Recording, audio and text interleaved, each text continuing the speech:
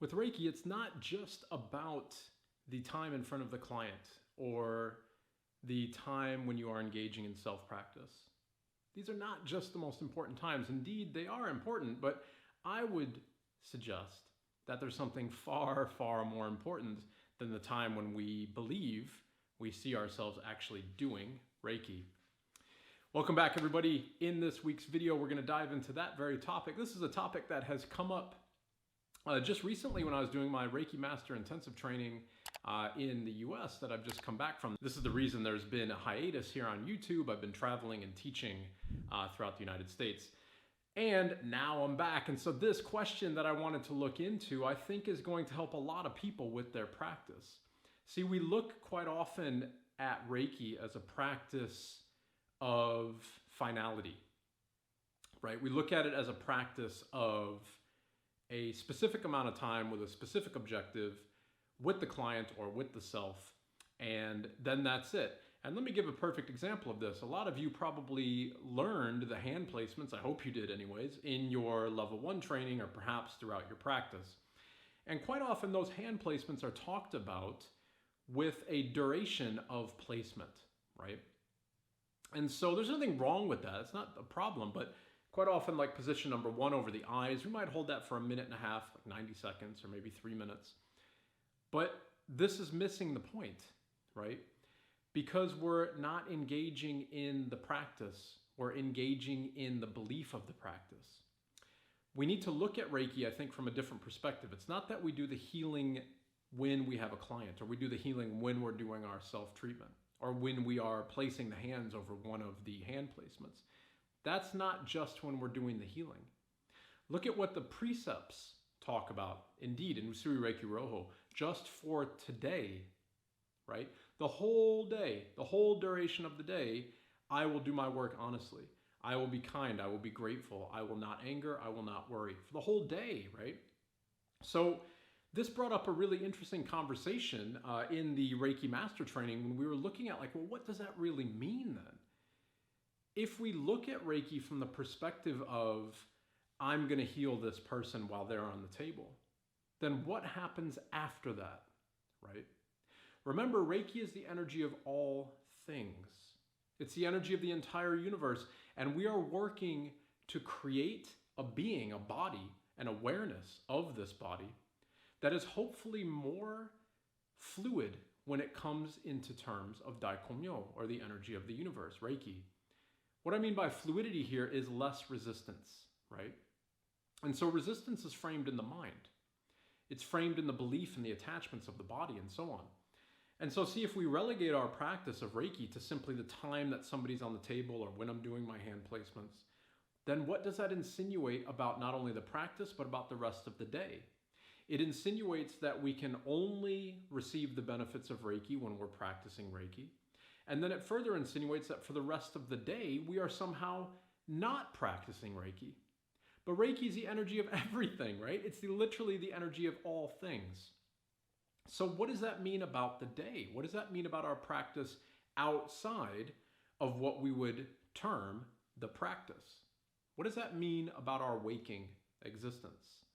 I heard a really good conversation about this when I was in Japan. This kind of idea about how to recognize our waking life as the practice, not the practice as simply being the practice. And this discussion was something as follows. It was suggesting that in a place of practice, let's say a temple, a shrine, right, a meditation center, whatever it may be, if there's one speck of dirt in that temple or that shrine or that meditation room, so that means that person's not practicing. And what does that really mean? Well, it means they're not practicing because they're not recognizing the sanctity of the space. And they're further not recognizing that they are the same as the room, as the space, right? So if there's a speck of dirt in the room, then in reality what that means is that we are forming resistance to Daikomyo, or the flow of the energy through the body, because we're not recognizing that the two are interchangeable or inseparable. If we objectify things and we look at things as being external to us or not as us, then you see what happens when we're not doing the practice of Reiki and we engage in our normal life, then we start to view our normal life from the perspective of the attachments of the ego. We start to walk through our life perhaps with more opportunities to go against the precepts, right? Like, for instance, let me go back to this idea of outside of the practice. Well, what does it say about an individual's practice if you have your entire day, you're working with people, you're working on yourself, you're finding that peace of stability and quiet within the practice of Reiki, but then you go off and let's say you tend to the garden and you don't do that job properly. You're hurrying through it, you're trying to, it's so much work to do, I've got to get all this type of stuff done or whatever. Try to make the connection that the garden is your Reiki practice, right? What you do in your entire waking life outside of your time with the client, your time with yourself, that's where it really counts.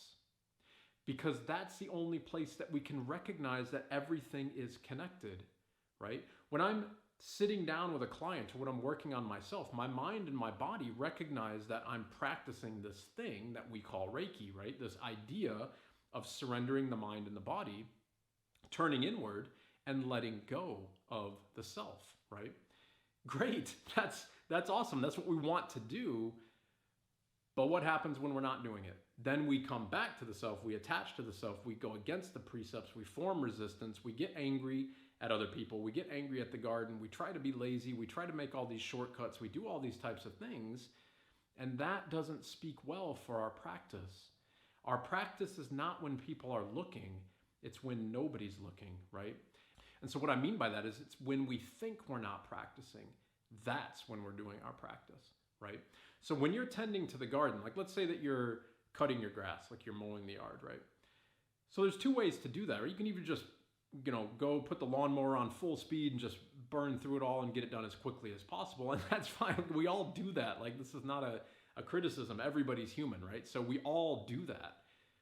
That's a gift in and of itself, because what we really should be doing is taking our time to recognize that the garden should be clean, right? The grass should look good. It should be a reflection of how you feel about yourself. And so what I'm saying is when we burn through this, or we're really trying to push through the mowing of the grass, that gives us a beautiful opportunity to recognize that we are not practicing. It gives us this beautiful gift to it's like the universe saying, Bruce, slow down.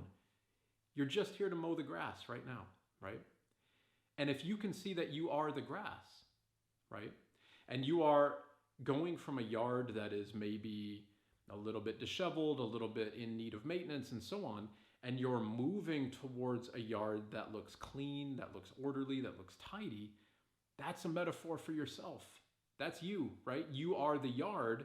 And by you paying focused, honest, loving attention to how you cure and cut the grass, then that's the focused and loving attention that you're putting into yourself, right? And we can see this in Japan. Like on my last pilgrimage, my Reiki pilgrimage that I had earlier in this year, at a lot of the temples that we were at, you would see people meticulously maintaining the garden. I mean, to a level that in the West we think is completely insane. Like there's a famous moss temple in Kyoto that we went to. And there were individuals that were picking weeds out with chopsticks, like really fine tweezers even, not chopsticks, but very fine tweezers, one by one. One weed at a time, right? That is being fully present for the practice. So in that moment of pulling out the weed, placing it into the kind of little basket that the gardener had for all the weeds and everything, that's being honest, right? That's being kind, that's being loving, that's being in the absence of anger and worry. See, this is the flow of the practice. So many times we do the exact opposite. We think okay, boom, now I've got my time for Reiki, I'm gonna sit down, I'm gonna practice. But what happens when you're not sitting down and not practicing? Are you still not healing? Are you still not the energy of the universe? Are you still not Daikomyo, right? So if you can find the stillness in the thing that you're doing when you're not doing Reiki, then I think you can really start to practice this thing that we call Reiki in a much more honest and much deeper way or fashion, right? Because we can go into it throughout our entire waking day. And you see, these are the precepts in action, right? This is the precepts of don't hurry through something, right? Don't worry about what you have next. Focus on this right now, right? It's not working out. It's more difficult than you thought. Don't get angry. Focus on the task right now and do it. And be grateful for the task, right? Be kind to yourself and be honest. So if we look at all of those precepts, right, the 5 guiding precepts of Usui Reiki RYŌHŌ, and we apply them to the entirety of our life just for today, again, right, just for today, or just for right now, just for this breath, just for this moment, however you want to look at it, then hopefully we can see the understanding of the practice continuing beyond the table or continuing beyond the hand placements. Maybe you can see the practice in the way that you eat. Are you eating mindfully, right? Or are you distracted by the TV?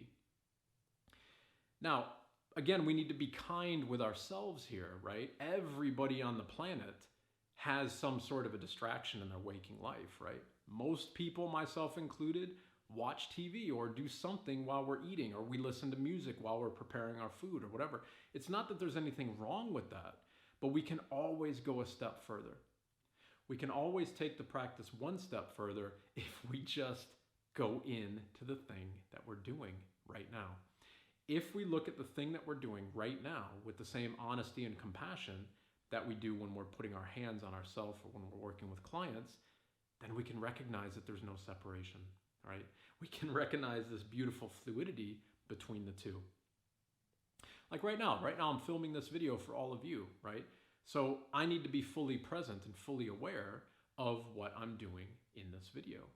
And this is the countryside here in France. So what you're not seeing is how I've just spent the past 35, 45 minutes cleaning out this space, right? And trying to get the flies out and the mosquitoes and the things that would inevitably buzz through in front of my eyes or land in my ear. And as I'm saying this, something's probably going to happen. And if it does, I'll leave it in the video. But that's the whole point of being honest, right?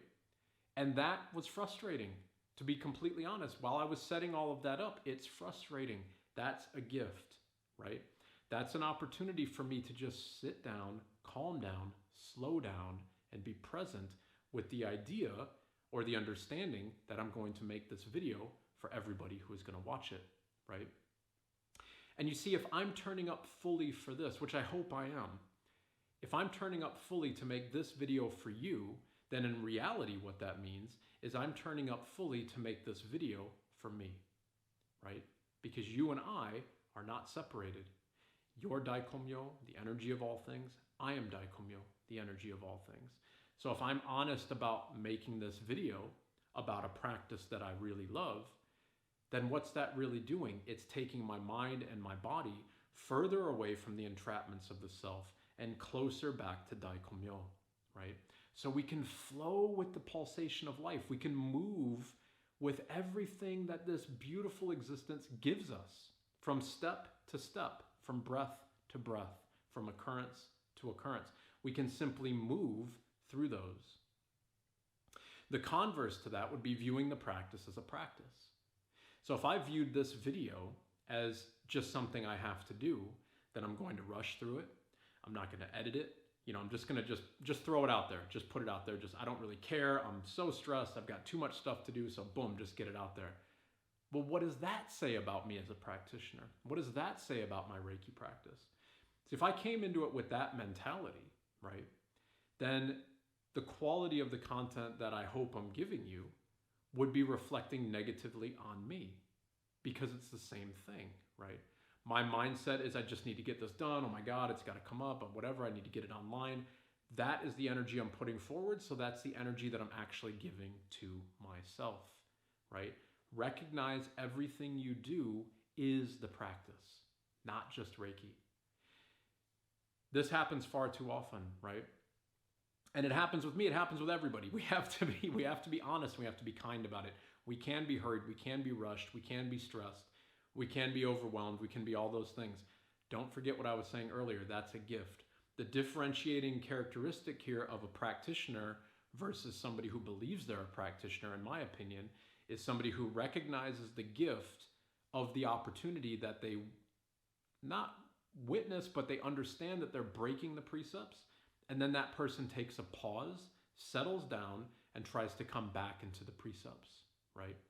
Versus the person who just moves on with their life, right? Objectifying things, maybe hurrying through things, maybe not being honest about work, maybe taking shortcuts, maybe not, caring about their appearance and all that type of stuff. That's all a reflection of the resistance within the self. So there's two routes, right? There's two very beautiful routes. If we only see the practice as the moment we do the practice, then we miss the opportunity to learn from the gifts that these two routes can give us. I hope that makes sense. I hope that helps your practice, everybody. It's so nice to be back. I hope you're enjoying the channel. I hope you're enjoying the content and that it's benefiting all of you. So as always, be well and In Gassho to all.